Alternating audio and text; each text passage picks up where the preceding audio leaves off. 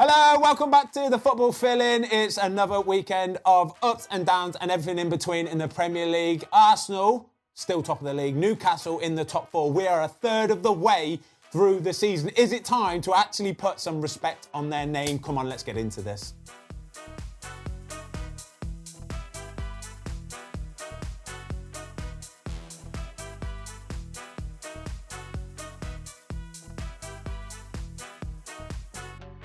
Okay, join me this week. As usual, we got Mark Goldbridge. Mark, how are you, mate? Very good, thank you. Happy? Yep, good win for United and some losses for Liverpool and Chelsea, so that's good. It's a good weekend then, isn't it? It's a good weekend, yeah. And we're also joined by a big friend of mine, ex-Everton centre-back, Dave Watson. Oh, he's not the ex-Everton centre-back. No, he isn't. It's Dave Watson, the goalie coach, ex-England goalie coach, Newcastle, Norwich, Birmingham, Southampton. Dave's the man, by the way. We've done a podcast with you before, haven't we? Fantastic podcast. You enjoyed it? Look, I loved it. That's why I'm back. That's why you're back. Right, so Dave's going to be filling us in on all the goalkeepers this weekend, telling us about who his favourites have been this season, all that kind of stuff. We've got to start, though, with Man United. A fantastic win yesterday. I've got to say, yeah, I was fully impressed with them, Mark. Yep. I really, really was. I thought West Ham, they're a good team, they're a tough team. 1-0 up, I thought, 20 minutes to go, they're 100% conceding here. They did well, didn't they? Yeah, I think that United yesterday showed a different side to them in the way that they played I think they're quite tired. I think they played a lot of games, so I think pragmatic against West Ham, it was get the goal and defend. And I think West Ham sort of did deserve a point, but I also think that when you look at it, and I'm sure Dave can talk to us about the big Dave saves. We either blocked it, headed it away, or saved it. So for me, West Ham might feel like they should have got something, but there wasn't a clear-cut miss or anything like that. I think United defended really well, and that's one I think you only want it to happen a few times a season where you just grind out the result and you go well done defence and you take 3 points. Yeah, so West Ham are a good team, you know. Yeah, I think they've got no cutting edge. There's a few teams in the Prem like that you just know. I think Brighton normally, apart from the Chelsea game, they just lacked a cutting edge. Good, solid team, just like you say, just once it gets to that final little bit at the end, just getting the ball in the back of the net is going to be their problem. They did have some chances, though, Watto, right? Did you see all the saves that David De Gea made yesterday? Yes, and there were quite a few of them. Decent, wasn't he? Incredible moments, and I think for him, just being told he's not in the 55-man squad for Spain. Yeah. What do you make of that, by the way? For somebody of his experience, not to be able to make their top three, even if they don't want to put him in the team, just to help the other goalies be a part of that group, I find it really strange. Well, apparently there's 5 goalies ahead of him, right? Yeah. So this 55-man squad. So there's 5 goalies apparently in that 55-man squad, and that says to you then that he is at least the 6th favourite or 6th best Spanish goalkeeper. None of those goalies will be over 30 as well, and you've done it with England, so that's a good thing, isn't it? For Spain, they've obviously got some real quality in the younger departments, but when you're trying to talk about winning a World Cup, somewhere along the line they need some experience. Casillas won the World Cup for them. I wouldn't know offhand how. Well, you've got to think as well, they'd have had Valdez on the bench as well, full of experience. And you know he'll be the type of guy that will be getting round the lads, geeing them up, keeping them going, confidence, all that kind of stuff. Pepe Reina, when he was there, it's the same role. And must be a manager that doesn't like him, isn't it? I think there's something somewhere where his face is not fitting. But I think he had a point to prove to people in the Spanish FA yesterday and to people who may be thinking his time's coming to an end. I agree totally. United, it's a game at the end of the season. You'll look back on 1-0 win, old Arsenal style, thanks very much. But with West Ham not having a great deal of cutting threat and attack, you know, he made a couple of vital saves, you know, when the big guys come up and they're really forcing the issue with some crosses and bits and pieces. But Dalot at the back were incredible defending. Lovely, wasn't it? Incredible defending at the far post, And obviously for Maguire to come in and keep a clean sheet under the pressure he would have been in. We're not playing particularly well during the season and potentially talking about his place in the World Cup. I thought it were a good performance. Big Dave De Gea's contract's up at the end of the season. If you're the Man United manager, what are you doing? Are you going out and getting another goalie? Are you giving him a new contract? What are you doing? I always think, as a club like Man United, you will always feel as though you can go and get and do better. Yeah. But you've been at Man United. I've not worked at the top clubs, but I've worked at the top level of international football. you could go and sign a goalie from wherever, and it takes time to settle in. And to say that you can perform and hand on heart say that you're going to play every week, day in, day out, train and live the Man United lifestyle, I'm not so sure they're going to get much better than what he is. Yeah. You're then going to talk about the finances of the deal. But I think to replace him, look, he struggled when he first came to the club. Yeah. And I think if there's a big transition of a goalie for 2 or 3 years, Man United can't afford that transition with a goalie. Well, I'm not going to give my age away, but I'm quite old than people think, even though I look quite young. And you start with a 5 or a 4? 4. 6 or a 5? 4. But you're right, aren't you? Because in all that time, there's only 3 goalkeepers in all those decades that have been good. Schmeichel, Van der Sar, De Gea, and they all... that's not the whole 40 years. So it's like, there's been times in between all those goalkeepers where it's not been quite good. They've tried it. Yeah, they've tried it. And the Bosniches, the Van der Sars, the Fosters. Bartes. You've ruined the bloody joke now. I was building that one up. But no, you're right. You've said it as well. The grass ain't always greener, is it? No, it's not. Like I say, I agree with you, mate. If you know you've got a goalie who can give you a 6 or a 7 or an 8, every single week, without fail. And he's never injured, is he? He is never, ever injured. He plays every game, and whether it's obviously Europa League at the minute or it would be Champions League if they can get in the top 4, he's available. He knows what it's like to live the Man United life and play 3 games a week in, week out, non-stop. Yeah. And more importantly, Man United... that money could be spent on something that's probably more important, like a backup right back or a new striker or a centre back. Not a goalkeeper, basically. Anything but a goalie. Yeah. Nobody wants to waste 50, 60 million on a goalie, do they? I actually think the platform of it all's changing now. I think teams are realising, especially the way the modern game's gone and you're playing and this sweeper keeper role and everything that you have with it, I think they are prepared to pay more money now. Really, yeah. And because that's the base. If you can get the base sorted. The base sorted. And I think... that's why, if you go back to the start of this conversation, you take him out of Man United's base and the manager's just getting everything going a little bit, it could be a real big change, that, for Man United. Yeah. So there we go. Eric, sort De Gea out with a new deal, would you? No agent's fee for me. No agent's fee needed, but a lot to be said for it. Somebody that can deal with the expectations of playing for Man United, do it week in, week out. David De Gea, you're the man. I want to talk about quickly Ronaldo. Started the game yesterday. I thought he did all right, to be fair. Like he's still, you can still see he's probably not the Ronaldo that we know, but he did all right. The bit at the beginning of the game, though, where he's gone out for the warm-up, what do you make of that? Is that a little bit petty from Ronaldo, not going up to Gary Neville and saying hello or anything? I think it is probably petty for us, but I think when you're Cristiano Ronaldo, I mean, look, you can't criticise his mentality and what he's achieved in the game, and I think if he sees people who have a pop at him, he just cuts them out, doesn't he? He's got to keep positive people around him. I mean... Gary Neville looked really awkward by it as well. I mean, he knows the social media scene and he knows he's going to get what Carragher got a few weeks ago. I think I'm sure Gary would take it as a bit of fun, and that's just Ronaldo. He's just a unique character. If you want to take a pop at him now and he gets hold of it, he's cutting me off. Yeah, he doesn't know who I am anyway, mate. It's absolutely fine. I can say anything because he certainly don't know who I am. I found it really strange for somebody of his experience, but he obviously still has a pride where...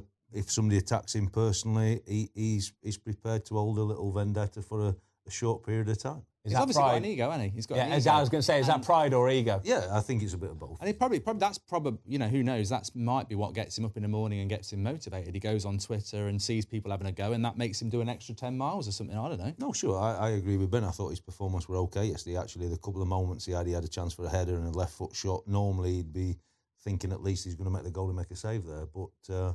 yeah, look, ultimately, Father Time catches up with you. That's are Man United making top 4 this season, Watto? Yes. You always say yes anyway. I think just the games we're going to talk about now are the reasons why. They're right in it now. Okay, beautiful. It's time for What Are You Wearing? What you're wearing. I don't even know how to say this segment anymore. Watto, please talk to me about this beautiful goalkeeper shirt. This is about as old school a goalie shirt, and it actually reminds me of being, I think I was about 14. I used to play for my local Sunday team. It was called Central Ajax Colts. Elbow pads down here, pads on the shoulders. Even like the shirt is made of padding. It's beautiful, mate. It's a wonderful soft shirt, but when it rained or you made a little dive, then like obviously you became 2 stone heavier, which didn't really help. But yeah, this is the shirt that I wore when Barnsley got promoted to the Premier League. I think 1997. So it's seen the test of time. Dug it out of the loft last night for you. Got some good memories in that bad boy then. Yeah? There's some good memories of this shirt. Yeah, it propelled me to the levels that I never thought would be achievable.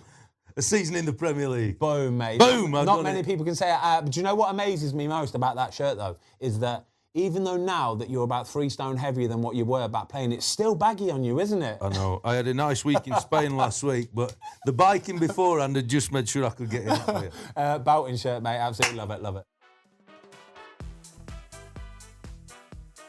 Okay, swiftly moving on. We're going to talk about Liverpool. I didn't see this one coming. I won't lie to you. I didn't see it coming. However, it's getting to the point now where Liverpool are so inconsistent, right? And I'm going to throw this out there. It might be an unpopular opinion. It might be a popular opinion. I do not know anymore, right? I'm going to throw it out there that I don't think Liverpool are going to get top 4 anymore, all right? They're not going to be in that top 4 come the end of the season. What are you saying? I still think they will. Do you want to bet? Should we have a bet? Yeah, let's have a bet. How much? Do you want to bet? 20 quid? 100? Oh, my God. United It's Stand. for charity. United Stand must be making Well, some serious till May. money. It's not till May. Charity, yeah? £100. Yeah. All right, well done. They will. I think 7 points off United. It's getting big, but I still think that they're so bad that they can't be that bad forever. And even the Leeds game, they should have won that game. I mean, and they should have beat they've lost 2 games in a row to Forest and Leeds, and they should have won both of them if you watch them. That can't keep continuing. So I think that they will kick in. And I still think they probably on their day are the second best team in England, but obviously not at the moment. I still think they'll turn it around. I think they'll probably spend in January as well. So, yeah. But, I mean, look, they're in a bad way, definitely. Why? What are you saying? Yeah, I think they're really struggling. I agree totally. I cannot see how they can continue not to turn a result out. But football's crazy. You know, they beat Man City. They probably think they're back on the bandwagon. Beat West Ham 1-0 at home. We just spoke about United playing them. It's a tough game. And then all of a sudden, Forest, Leeds, 2 defeats. I don't think anybody has really put too much on the fact that Mane left. I think really tough to replace a guy. Do you think that's the big difference? Do you think that's the thing that's changed everything about Liverpool FC? Well, I think it's had a big impact on him. I was fortunate enough to work with him for a couple of years at Southampton, and ultimately, obviously, he took the Premier League by storm, but he was a great guy. Yeah. And I think the football and what we see on the field is something, but I actually would have thought he brought something to that squad and that dressing room. Yeah, and I think you never know quite what you miss when he's gone. He was an infectious guy. He loved football. He wanted to play football. He wanted to win. And, I think he's been a real big loss, especially with the way they want to press and the speed and the pace he'd got. Incredible. I still can't believe it. When they were getting rid of him, I was thinking, what? Like, why? What are you doing? Just give him the money that he needs to earn and just keep him there, because that front three were working so seamlessly together, weren't they? That no matter who you get in, you can spend £100 million on whoever. Nobody's going to work as hard as Sadio Mane, are they? And it's exactly what we spoke about, the change of the Man United goalie. It takes time. Yeah. The front three at Liverpool had got it off pat. They were incredible. And the amount of football they played in terms of the Champions League, Premier League and the Cup competitions, you don't have that much time for training and working on the little bits and pieces to make sure your positioning and all the tactics are spot on. So somebody coming in to replace that, it's a big loss. So that first goal as well, you can't keep going 1-0 down. No, when you're chasing goals, games. And that Gomez pass, I mean, Alisson's just screwed, isn't he? Yeah. Completely. What do you make of Gomez? Do you think, because a few weeks ago he was being touted as an absolute guaranteed for England, 100% going to be in the team. He's had a bad few weeks. Has he almost played himself out a little bit? Hey, football's like that. You with the World Cup so close now, you picked on form, and he's, unfortunately for him, started to have a bad run of form at a crucial time when the England manager's looking for picking players in form to take to the tournament. Ilya Meslier, Leeds goalkeeper, had an absolute stormer at the weekend as well, save after save. How old is he, 22, 23? Yeah, he's young, yeah. Some young kid, he's looking good, him, yeah. I've always liked him. Probably not as comfortable with the ball at his feet as a lot in the league, but very aggressive on the crosses and quick round the goal. And obviously the blocks and spreads he made yesterday, his speed off the line to get to Newcastle. Yeah, I think that's what it was for me, the speed off the line at times. When you close the space, Is that a bad miss? Because Nunez at the moment is getting a lot of stick, but I watched that and I'm like, it always looks a bad miss when you're in that position. But he's made him. He's big. I think a lot of the commentators go that way. It's always a bad miss, but you never give the goalkeeper credit for the speed, his anticipation, reading the situation, and it's impossible really to get. You've got nothing if he times everything and his reading of the situation spot on. So I would say it were excellent goalkeeping, and the forward really didn't have too much to hit at because the goalie had read the situation and obviously he's quick. And you've got to remember as well. You don't get that though. You're right, do you? Because everyone goes, "What a miss, Nunez, Timo Nunez," and it's like, but that's always what's he aiming at on the slow mo? I think you need to get more of an opinion on the goalkeeping sometimes. Yeah. On there. There you go. There's a job for you there. There's a job for me. You got to remember, and I need one, by the way. He's 6'7", Ilya Meslier. So when he's out and he's shutting that angle down that quickly, like he did as well. It's fast. There's not when you watch it on the slow mo, and there's not a lot to aim at. And you get these ex-referees on a Monday morning on Sky, basically backing the mates up. For me, he's got that right. He's punched him in the face. He's still got it right. And the goalkeeping, it's just he's got to do better there. Got to do better. I think the one thing I will say is though about Nunez is he still looks to me like he's a little bit. I was going to say Bambi on ice. Is that a nice way to put it? He still looks to me like he's not quite fully in control of all of his sort of faculties at the moment. Do you know what I mean? Like, even that one there where he's going through one-on-one, it's like he's still so stuck at looking at the ball at his feet. He's not getting his head up. He's not getting his head up to look at the situation around him. That Meslier will see that, by the way. Meslier will have seen that Nunez has got his head down. He's like, oh my God, gold, I can keep going. So as long as he's got his head down, Meslier can keep going as far as he wants and he can get right onto him at that point. And that's a striker who's in form and who's scoring, like been in the Premier League for a few years or whatever. He's got his head up, he's looking around, he knows where the goal is. He's like, right, boom, I'll dink you, all that kind of stuff. It's tough though, because I agree with what Dave said. It's like, if he comes into that team with Mane on one side and Salah on the other, it's a different job to coming into that team with Salah and then everyone else is trying to get by. But a lot of these conversations still resonate around the situation of you've got a new signing and the Premier League's the toughest in the league and it's quick. And Meslier for sure knows he's not up to speed and he takes advantage of it. Yeah, it's good, isn't it? And that's the game. Yeah, we do. We need a goalie commentator on telly where he can go, look, this is the reason why Meslier got so close. It's because he can see Nunez's head is down, and while his head is down, oh my God. Game on. Mate, if he keeps his head down, the goalie's thinking, I'm going to smash you here. I'm going to smash you so bad. It's brilliant, isn't it? Whatever. But the level he's come at, the goalies wouldn't have anticipated, flown at him so much. It's different again, and the levels are going up and up all the time, you know. Top level. I love it. So, right, we're going to talk about Newcastle, okay? So, they are firmly rooted in this top four now, okay? Yeah. And I still don't think people are putting enough respect on them as a genuine top four contender. We're a third of the way through the season, yeah? They've bought incredibly well in the summer. Everybody spoke about that. I don't want to speak about that. But what I do want to talk about is Callum Wilson for one and Miguel Almiron for two, all right? So first of all, let's get a little Miguel Almiron appreciation picture up because we have got a world-class picture here because in our eyes, right, there's one person we need to thank for Miguel Almiron this season being on form, and it's Jack Grealish. Jack Grealish has well and truly put his foot in the mouth in his own mouth. Was he drunk when he did it? Because he did have a few drinks at the end of last season. Of course he did, of course he did. So end of last season, I don't know if you know this, anybody at home listening, Jack Grealish basically said he was talking about Mahrez, and he said, we needed to get you off the pitch because you were playing like Almiron. Wow. So Almiron this season alone has scored 7 goals in all competitions, yeah? Since the beginning of last season when Jack Grealish signed for Man City, he scored 7 goals. Miguel Almiron has done it alone this season, all right? So want to give him some love out there, okay, because he's been absolutely incredible. Callum Wilson, though, yeah? Is he going to the World Cup? I like Callum Wilson, and I think I said it on here a few weeks ago that if he stays fit, I think he's one of the best strikers in England. Yeah. I mean, that's the problem in itself, isn't it? Because when you're doing tournament football, can you trust someone who's playing every 3 days? Yeah. He does have injury problems. I like him. I said this morning on Twitter I'd take him, so I've got to say yes. But and I think he's doing it in a team that's in the top 4. Do I think Southgate will take him? No. No? No, I think he'll take Abraham, Kane and Rashford. Oh, what a right. So you've been to a World Cup. You've been an England goalkeeper coach. You've been in the England setup in the camp. You've been there on that selection process, yeah? You know how it works. With somebody like Callum Wilson, who, like you said, gets his injury problems, yeah, I guarantee he's the kind of guy where when he's away with Newcastle, he gets managed through the week, yeah. Can you take a player like that to the World Cup? Depends on the staff you've got and the manager Yeah. and what he will accept and not accept as a suitable workload for the team. Yeah. 100% Callum Wilson will be managed through the week at Newcastle.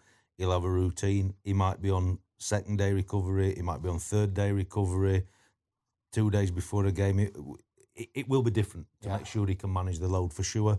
And the England manager, coach and staff have to accept that if you take somebody like that. I think he's a phenomenal player. And I think if you got a problem with Kane, he's probably the closest one in terms of the finishing. He's not going to link as deep as Kane, but he's going to stretch you the other way. His movement in the box for chances he misses is incredible, but he's got a sniffer's instinct. Yeah. And I think we need that, you know.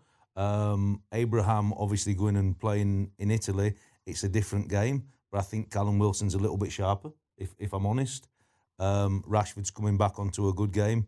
I would take him personally because I think he's doing exactly the opposite of what we said about Gomez. Yeah. He's doing it at the right moment. Yeah. But you are going to have big questions about the fitness and the managing of the time. I suppose that's the problem, isn't it, as well? Because he's the backup. Do you want to take a backup that needs managing? Ready? That when means you need him, because you need the guys who are not training to put sessions on the other days and bits and pieces like that.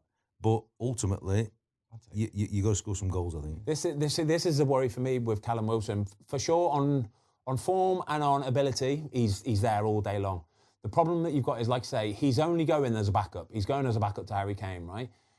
If Harry Kane does get injured and is out for the tournament, you're relying on Callum Wilson then. You're relying on him. And somebody who will get injuries, calf, hamstring, all those kind of things, muscle injuries, muscle tears, they're very hard to rely on them sort of people, aren't they? And just talking about what you said there about the managing of their week, yeah? People might not understand how this works necessarily, right? So this is kind of how it goes. So say, for example, Newcastle play Saturday. There's a week in between, right? They'll play the game on Saturday. Sunday will be, it might be a day off, it might be a warm down day, right? But it will be genuinely just doing gym work. It will just be sort of like a little bit on the bike, spinning, definitely not out on the pitch. Somebody like Callum Wilson will probably have a 2-day warm down, where on the Monday he'll do the same thing as well. Basically, keep him off the pitch as much as you possibly can, yeah? Because that's where he's going to get injured, isn't it? Out on the pitch. So he'll probably start training again on a Tuesday, Wednesday, but then he'll start, on a Thursday, he'll start building up to the game on the Saturday. So Thursday would be a very light day, It will just be getting warmed up, bit of this and that, bit of a 5-a-side, 6-a-side, something like that, boom. And then on the Friday, again, chill day, really chill, sort of going through tactics and all that kind of stuff. And you even walk through it a lot of the time, don't you? Sure. Because you just don't want him running around, yeah? You want him off the training pitch as much as possible. And that's the bit for me that I think, is Gareth Southgate going to like that? He strikes me as the guy, Gareth Southgate, who wants every single player training every single day. No, I'm not going to disagree with you, but at some point you have to take something. You want the rabbit out of the hat, don't you? Yeah. You need a little bit of something if there's a problem somewhere along the line. If the problem arose with Kane early in a tournament, then I think there would be a real red flag for Callum Wilson. But in the role that we're hoping he would take on board, then I think he's got enough quality. I think that's the value of Rashford as well. You take Rashford as a left-sided player who actually can drop into the middle. Yeah, but that's then where you've got to really think about building your squad and a couple of players maybe who can play in a couple of positions so you can be more specific on others. All right, lads, lovely, incredible talk. We're going to do Champ and Chump of the week.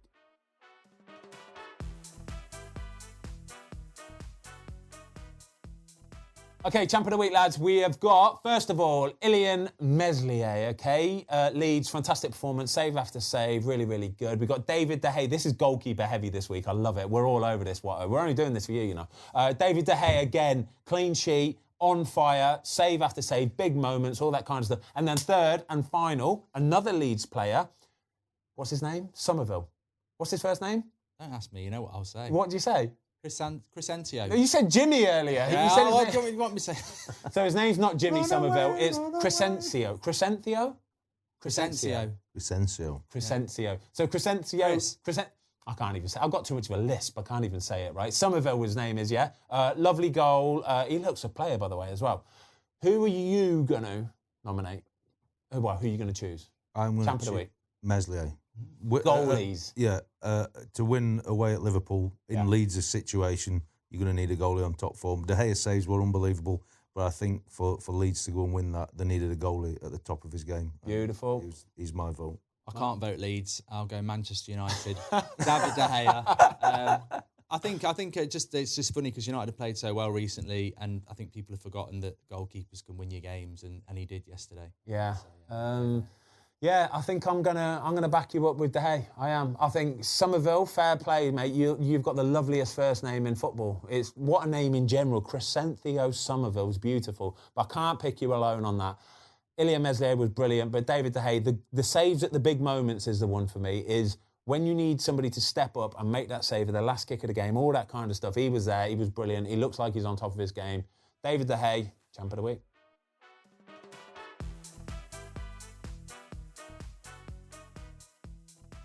Okay, it's time for Chump of the Week, and we don't like doing a Chump of the Week, but we've got to do Chump of the Week. And I've got two nominations for this, right? But I think it's going to be a clear winner.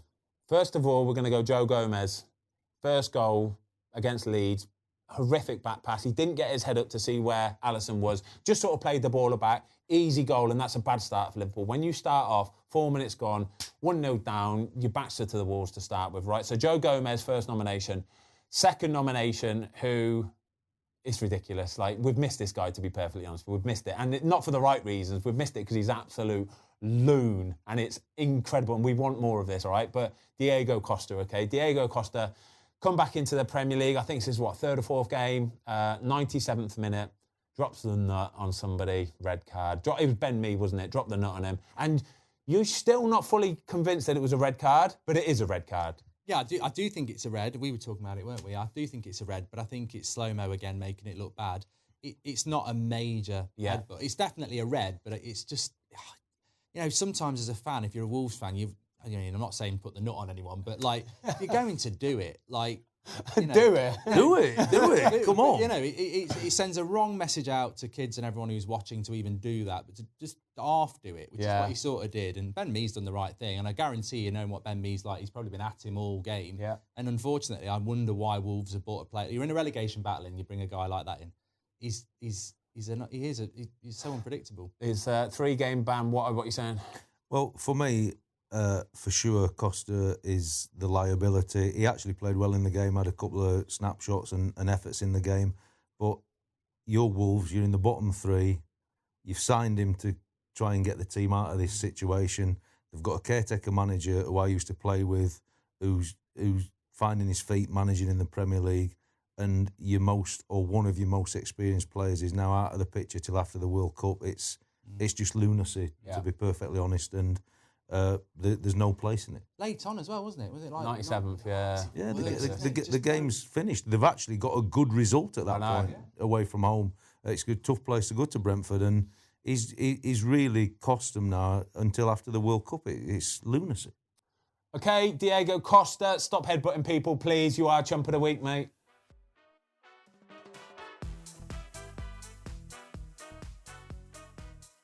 All right, lads, I want to talk about some of the other games this weekend. Fulham, Everton. Can we not talk about Fulham, Everton? Because this was miserable. Oh, my gosh. 0-0, nothing to talk about.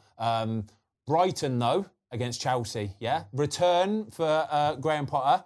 Big game for him. Where went and got absolutely pumped. Brighton, though, fair play to them. They're a good team, and there's a tough place to go as Amex, isn't it? Atmosphere was great. I think the atmosphere at Brighton's good anyway, but I think because Potter was back there, the crowd were massively up for it, and 2 own goals, and they thoroughly deserved the result. And Brighton don't normally score that many, but I think they were just. You can imagine what they were like all week. Yeah, towards that. I think it's really incredible football, and it's the football gods, if you like. Potter goes back. He's taken all his staff with him. New manager for Brighton had not won a game, but I think the Brighton players would have felt a little bit that Potter had left in the middle of their process of trying to really push on and work in the Premier League. And they were just at it. I mean, obviously, 2 own goals really helps when Brighton are not a free-flowing scoring team, if you like. But an incredible result. And I think ultimately on the day, the moments certainly fell for Brighton, but the players were certainly better up for the game than what the Chelsea lads were. By the way, we had 3 goalies went off injured this weekend, by the way. 3 goalkeepers. Martinez, Kepa went off for Chelsea, and who was the other one? Fabianski went off for West Ham. Don't get many of them, do you, really? Kepa, though, hopefully nothing too serious because he's just got back in the team. He's been doing really, really well, to be fair. I want to talk about Bournemouth against Spurs. Bournemouth 2-0 up. 2-0 up and then went and let it go. Last-minute goal, Spurs, Bentancur. Kiefer Moore, double. Big Kiefer. Come on, big dog. His 2 goals were amazing. The second goal, the header, incredible cross and a real desire to go and get the ball in the back of the net. Bournemouth will be really disappointed. 2-0 up. It was a really good pass inside the fullback for Bournemouth for Tottenham to get back in it, Sessegnon, but to concede 2 set pieces, 2 corners. How does that feel, Watto, when you're on like the coaching staff or you're the manager or whatever it is and you're 2-0 up and then it gets to 2-2 and you're holding on for dear life? Let that last-minute goal in. What's it like when you get back in the changing rooms? I think 2-0's kind of the worst score because you know if you get the third... Is that a thing? Is that 2-0? Is it genuinely a thing? It's a bad one. Yeah. Is it really? Because the momentum changes when the opposition get back to 2-1 and for all the coaching and tactics and all this kind of thing, momentum in football is a big thing and the momentum changes and there's just a tidal wave of everything working against you. And to concede to get back to 2-2 on a set piece, but then to lose another goal on a corner again, it's so disappointing, to be honest, from Bournemouth's perspective. The first one, it's just a deep corner. I mean, Davis just heads it in. It's really poor. Second one's but they lose the first contact again, and then it's a bit of a scramble. There's a bad keeping error on that one of them, isn't there, as well? He chased the first one. Yeah, he did chase it, didn't he? Got caught in no man's land, and then it's horrible. You just got to try and spread and hope for the best. Just hope it hits you somewhere, yeah. Spurs' defence is terrible, though. Yeah. I mean, Bournemouth, again, 2 goals. They're not really a big scoring team, and at 2-0, like you say, they should be home and hosed. And Spurs' defence is terrible. For an Italian coach who's fantastic, in Conte, I do not know why he keeps picking Davinson Sanchez.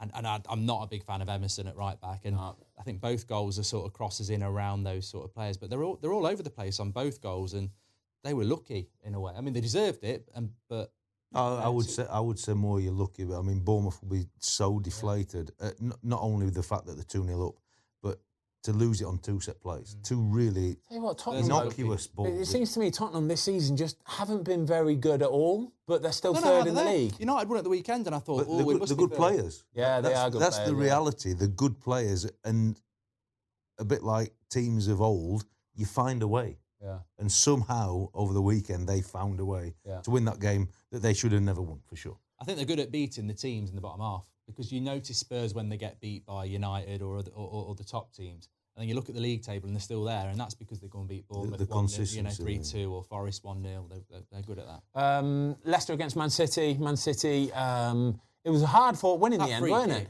Like if we want to see more of this, though. Both in goal, I think, and he wouldn't say. Yeah, you could have had 3 goalies in. They're not saving that one. What do you make of Danny Ward, by the way? Because he's had a tough start to life at Leicester, hasn't he, to be fair to him? Yeah. They've been for a bad patch of form, lost a lot of games. Seems in the last few weeks, like 3 or 4 games, he's started to find his feet a bit more. Yeah, I've been pleased for him personally, not knowing him that particularly well, but look, a really tough ask to replace Schmeichel, who's been at Leicester for so long, club captain, icon, won the Premier League with them, and plays in goal a certain way. And Leicester played a certain way. And now Danny Ward's got to come in, and ultimately they've not started so well. And everybody obviously starts to look first off at that position. Kasper Schmeichel's gone. We're a goalie missing. But no, he has come on to a moment, and certainly he's not going to be held accountable for that finish. It was incredible. I think Haaland missing for Man City would naturally given Leicester a lift going into the game. Oh, heck yes. They miss Haaland, definitely. But I mean, De Bruyne's De Bruyne. De Bruyne's a man, isn't he? Simple as that. They weren't going to score. They weren't going to score without that. You know, Leicester really. No, Leicester changed up, went to a back 5, tried to keep it solid. Yeah, they couldn't. They created nothing big. Edison in goal for Man City, made a couple of good saves himself. Who at the moment is the best goalkeeper in the Premier League, Dave? I think on a consistent level, I think Ramsdale's done very well at Arsenal, and we spoke earlier about them being top, so they need a goalie to perform. But I've always thought this year, in terms of the English goalie, Pope at Newcastle, a very underrated performer. Yeah. Look, he made a mistake playing for England, which if you make a mistake playing for England, everybody's going to be on your case and on your back. But the levels is gone to changing club and going to Newcastle, who are now, look, very capable of reaching the top 4. He's got to play a different way for Newcastle, and I really like how he's been playing. out of the foreign goalies, if you like. De Gea, we spoke about. I would give him a new contract at United and won him the game at the weekend. Chelsea, Mendy coming out of the team, Arabazagla going back in, the most expensive goalie at that time. He's hit a bit of form but had to come off injured. I think the standard of the goalkeeping actually in the league's becoming a lot better. Meslier's done great. Sanchez normally at Brighton is very reliable. So I think the standard's good. England goalie. Give me your best goalie in the whole league. Best goalie in the whole league. Oh, it's a close one. He's not sure. No, it's close. England goalie at the minute, I would go Pope. Foreign goalie, I would have said De Gea. De Gea? Oh my God, that's definitely a new contract then. I think it's Alisson, I do. I'll go Edison. I want Edison, mate. I think Edison all day long. But Alisson's been really busy, the last few weeks. Busy. Well, we've never been able to judge him, have we? Yeah, he's been because really he's just busy. been pinging it about left, right and centre. Yeah, that's what Edison normally does, is just kick it long for whoever. I would like to see, and it'll never happen because of the levels they're at, but to actually see them lads come and play in a mid-table or a bottom-table team. Yeah, and see how they do there. And see how they have to do, because they cannot, even though they play the game unbelievably well with their feet, they're going to have to do more. It's a different game, isn't it? It's a different game. Yeah. And that's all the levels all the time. So it's interesting. It's hard to actually say who's doing what and who's doing where because of where you're always at. It's like the Formula One driver. Is it the car or is it the team a little bit? But you have to play different at various teams for sure. Couple more games quickly. Just want to say Palace, good win. Palace at home, very, very good. Solid 1-0 win. Brentford drawing with Wolves 1-1. Again, a bit of a sort of meh game. And then Arsenal yesterday, absolutely pummelling Nottingham Forest. Absolutely pummelling. I said at the beginning of the show, we're a third of the way through the season now. Are we now at that point where we go, all right, fair dues, you've got to be considered now? I know Man City are still the favourites. You've got to be considered, though, as title contenders. They're the only team that are going to do it. We spoke about Liverpool. Chelsea aren't going to be ready this year. United aren't ready this year. We spoke about Spurs. So we're either going to give the title to Man City or Arsenal are contenders. And I don't like Arsenal, but to be honest, each week I'm sort of pleased that they're winning because it's making the Premier League interesting. And yesterday I watched it and, normally I give Dean Henderson a bit, but 5 goals conceded and the finishing was spot on. Yeah. They moved the ball so well. And that Reece Nelson, I remember him being in the Bundesliga and they were talking about him being the next big thing and then he sort of gets forgotten. Came on for Saka, who hopefully won't be injured too badly, but he was smooth. He took up the right positions. He took his first goal really well. He sent two. He looked like he'd been in that team forever, didn't he? That's the thing with Arsenal. They've got no depth apparently, but then you bring Reece Nelson in, he scores 2 goals. I still think if they lose a Saliba or a Jesus or an Odegaard, there might be in problems, but maybe they'll buy in January. Look, it's weird to say it, but I hope Arsenal keep winning. Just to keep it interesting. And Arteta's done a fantastic job. It's for those of us who saw it and what he was trying to build, and some Arsenal fans didn't, you sort of feel a bit. It's like when you watch Potter at Brighton and now he's at Chelsea. You sort of feel like, well, I could see that coming, and Arteta's doing a great job. Quickly, FPL talk.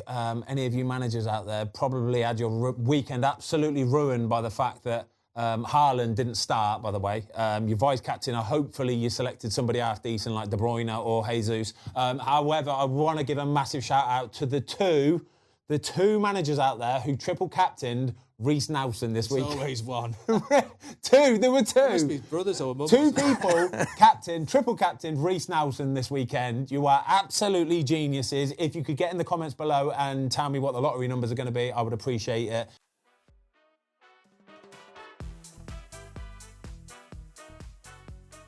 Free suggestions, dead quick. Kevin De Bruyne, a free kick. Oh my gosh, posting in. No goalkeeper in the world is saving that. Ben Mee, by the way, scissor kick goal. Defender, big defender. Not the type of guy you'd expect to be scoring that kind of goal. And Partey for Arsenal. This was a lovely finish, by the way. First time onto it, whip round, booyah. Who are we picking as goal of the week, lads? I'm going to go De Bruyne because I think you hit on it there. People think a smooth top corner finish is the best finish, but the best finish is the one that hits the post. Yeah, isn't it? it is. Can't be said. Post or crossbar and in every single time, right? Every single time. It looks lovely. Goalie was at full stretch as well. Danny Ward, poor Danny Ward. He's gone absolutely everything for it. If you die for it, it makes it look even better. It does look even better. It's a wonderful. Exactly. Goal. James Maddison had a great view as well, lying down. And this thing. He just wanted to clap. Oh no. Who are we going for? It has to be De Bruyne, but what I would like to say on the Ben Mee one is, because working on the set plays, they always set up to get a 3v2, and you can't defend it unless you change your setup. And they get a 3v2 to cross it in on the second phase, and then he just muscles his man for sure. But it's the way Brentford set up a guy down the touchline just to make it easy to try and get the crossing. This is the kind of stuff we need to hear. This little detail that people don't understand, that they actually work on that kind of stuff. That's not a fluke goal. No. That is set up and worked on, isn't it? The positioning of the guy along the touchline for the taker changes the whole potential setup and creates a little bit more space in the box. However, we're going for De Bruyne goal, yeah? Has to be De Bruyne. It's a clean sweep. Kevin, goal of the week. Well done, mate.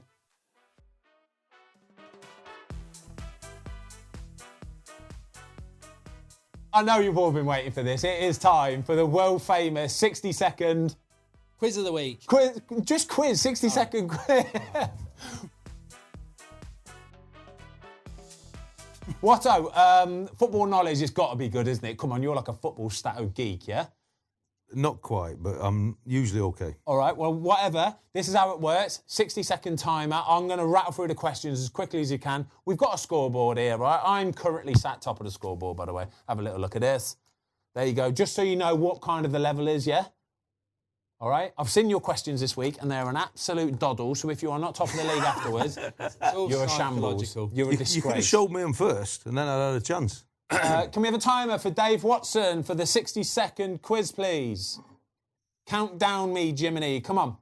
3, 2, 1, go. Which country has appeared in 3 World Cup finals but has never won it? Pass. Oh, wow. Netherlands. How many goalies got subbed off this weekend? 3. In which city are Ajax located in? Amsterdam. Who scored their 100th goal for their club this weekend? Pass. Marcus Rashford. How many countries will host the 2026 World Cup? 32. Wow, 3. Which Man City player scored a free kick this weekend? De Bruyne. Yes. Who was the last Man United player to win the Ballon d'Or before Cristiano Ronaldo? Schmeichel. George Best. How many games were played in the Premier League this Saturday? 6. 8. What World Cup was the infamous Hand of God scored in? You can pass. 92. 86. Who scored Crystal Palace's only goal this weekend? Eze. No, Edouard. Can you name an English player who has won the World Cup Golden Boot? No. Oh, wow. What time did Man United versus West Ham game kick off? 5:15. 4:15. Only 3 managers. I've started. I've started, so I'll finish. It's I've so got to bad. say, though, you are a shambles. So bad, You're a yeah, disgrace. so bad. Considering you're like a goalie coach, a Premier League England goalkeeper coach, you're a shambles, all right? You've got to ask Ben how many he would have got. 'Cause it would be something like... I would have got every one of these. These are a when the doddle. pressure's on, when the pressure's on, mate. Where's the pressure? Right, I started, so I'll finish, all right? Start again, then. So you're on 4, he's on 4, yeah? 3? 3? Really? Oh, my God. Can we have them all again? Phew. Right, I've started, so I'll finish. Only 3 managers have won the Champions League 3 times. Only 3 have won it 3 times. Can you name one of them? Ancelotti. Well done. 4. That's bad. There you go. We're going to do a quiz as well. For who? For you. I've already done the quiz. We're going to do a Ben Foster quiz. Because I've done about 20 quizzes on this. And I think it's time you had a quiz. Have you got some questions? I've got some questions, Ben. Wait there. Here we go. We're not quite as relaxed now, are we, eh? Take your time on these. Hey, and make sure I can see that clock, because at 60 seconds, we fucking stop it. And don't forget, if you start, you can finish, all right? Oh, yeah. And don't forget, you don't need to pass, because if you pass on these, I'll be going, wow. It's a shambles. Wow. Yeah. Oh, my God, I'm so excited. I'm going to pull some face and everything. Sweating. Are we ready? We're ready. Everything's ready. 2, 1, go. Who scored the only goal in the 2013 FA Cup final? Hold on a minute. If that's the pace you're going to be reading the questions out, there's no point in doing it, all right? That was like you're an 8. He's rattled already. That was like you're an 8-year-old. It's like you're an 8-year-old at school thinking about going, the answer. Who Right, we'll start again. That is ridiculously so. See how quickly I rattle the things off, and you're reading them like... You're rattled, Ben.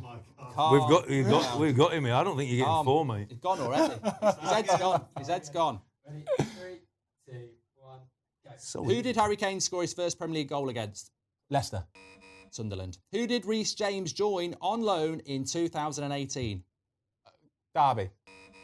Wigan. How many Premier League goals did Matt Letizia score? These are ridiculous. 79. 100. Wow. What club did Edgar Davids retire at?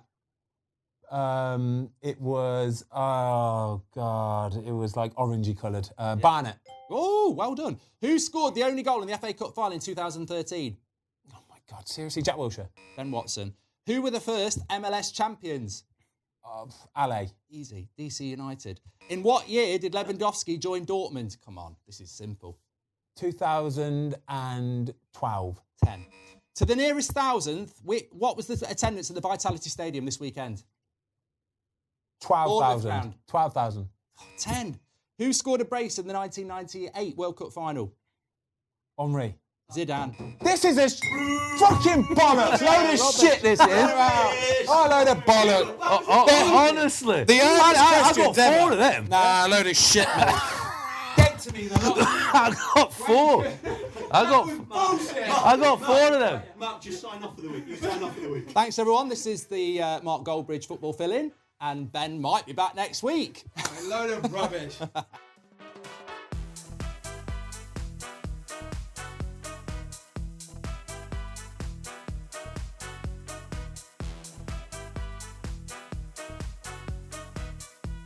Just filmed It's not it. an official quiz, all right? It's not an official Everything we do is official. Oh, caught on camera. Caught in 4K.